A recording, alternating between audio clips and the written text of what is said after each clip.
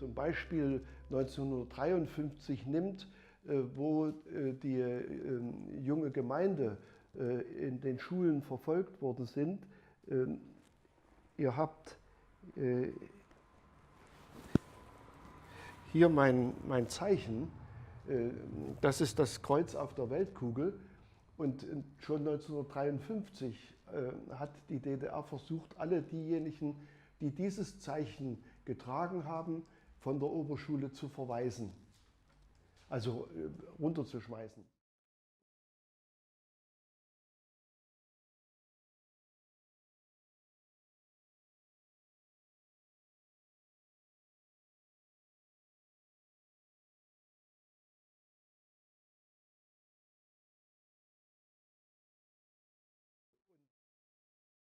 Dadurch, dass dann der 17. Juni kam und die Russen gesagt haben, also das geht zu weit, was ihr hier macht, konnten die dann wieder studieren. Aber das war einer der ersten Widerstände im großen Stil. Und dann haben viele Leute gegen die Jugendweihe sich als Christen bekannt.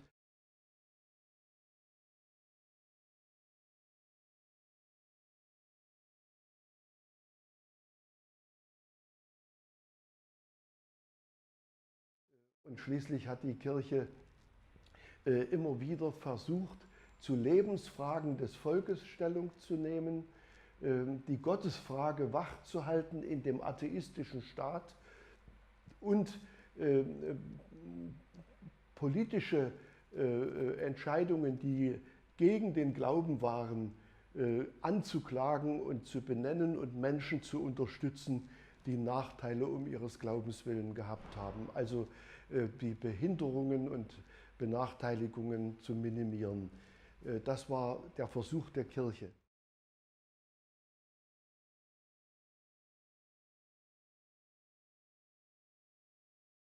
Ich bin ja dann 1979 als Landesjugendpfarrer berufen worden.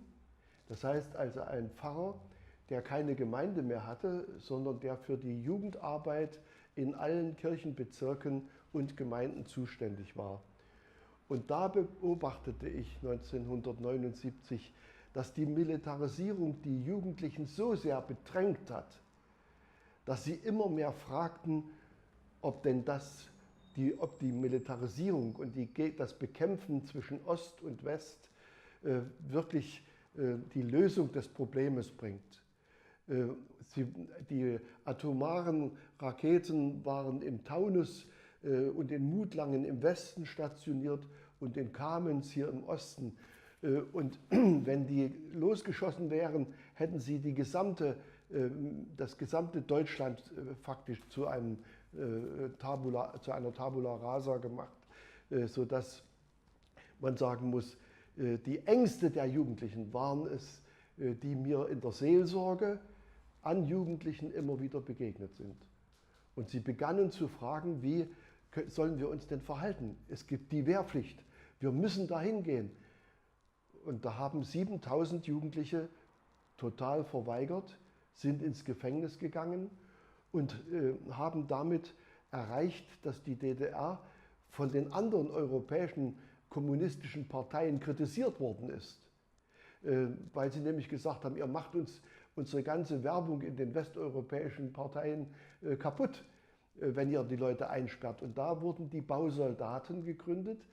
Das waren die Soldaten mit dem Spaten auf den Schulterstücken.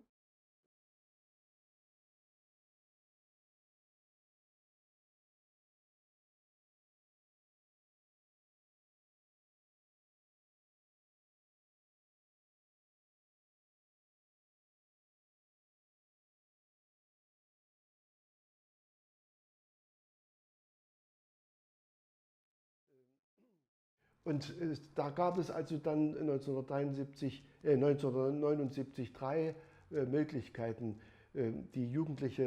zwischen denen Jugendliche entscheiden konnten. Einmal, sie gingen zur Armee.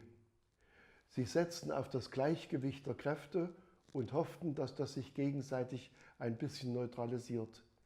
Oder sie verweigerten den Waffendienst bei den Bausoldaten oder sie ließen sich einsperren, ins Gefängnis gehen. Und Jugendliche in dieser Weise zu begleiten, zu beraten, das war meine Aufgabe, die ich als Landesjugendpfarrer besonders deutlich gesehen habe. Und insofern war es für mich eine Hilfe, als der Europäisch-Christliche Jugendrat 1978 im Herbst beschloss, dass in allen europäischen Staaten ein Abrüstungstag stattfinden soll. Und dieser Abrüstungstag, den sollten aber alle Länder selber gestalten. Und als ich das erfahren habe, da wusste ich, warum Gott mich hat überleben lassen. Ich habe das nämlich wie für meinen persönlichen Auftrag genommen und habe die Friedensdekade entworfen. Und die Friedensdekade, die bis heute existiert, wird immer zwischen dem Volkstrauertag und dem Bußtag jeden Jahres gehalten und ist unterdessen fester Bestandteil im Kirchenjahr.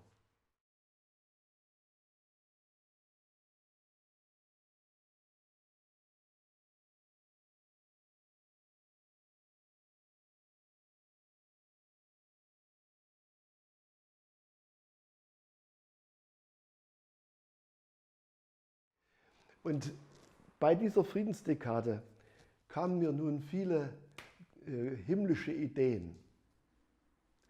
Die erste Idee war, wenn wir als Christen Friedensarbeit, Versöhnungsarbeit machen, dann muss das etwas mit Buße zu tun haben und nicht damit zu tun haben, dass man die Schuld immer dem anderen in die Schuhe schiebt, sondern dass man sich an die Brust schlägt und sagt, was habe ich dazu beigetragen?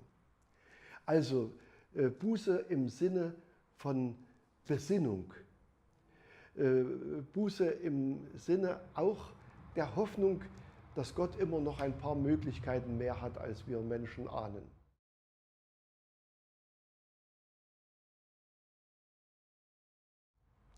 Die zweite Idee, die Gott mir schenkte, war, dass er mich auf das biblische Wort aus den Propheten Micha und Jesaja hingewiesen hat. Da steht nämlich, sie werden ihre Schwerter zu Pflugscharen und ihre Spieße zu Sicheln machen und sie werden hinfort nicht mehr lernen, Krieg zu führen. Und dieses Wort hat, das wusste ich nun als Theologe, der Prophet Micha und der Prophet Jesaja dem König Hiskia um 701 vor Christi Geburt gesagt. Das war keine friedliche Situation, sondern das war ähnlich wie das, was wir 1979 erlebten. Der Sanherib, der assyrische König, stand nämlich vor den Toren Jerusalems und wollte Jerusalem einnehmen, konnte es aber nicht, weil die Mauern es schützten. Und da hat er gesagt, ich werde den Hiskia aushungern, wie einen Vogel im Käfig.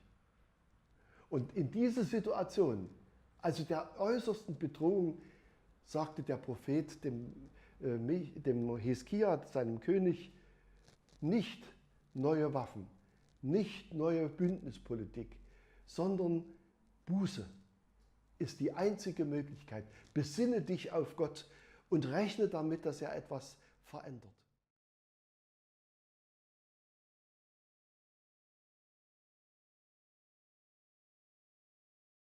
Und deswegen habe ich also in meiner Gegenwart versucht, eine Glocke zu gießen aus eingeschmolzenen russischen Geschossen bzw. Kanonenrohren und aus amerikanischen Geschossen. Und die klingt dann so.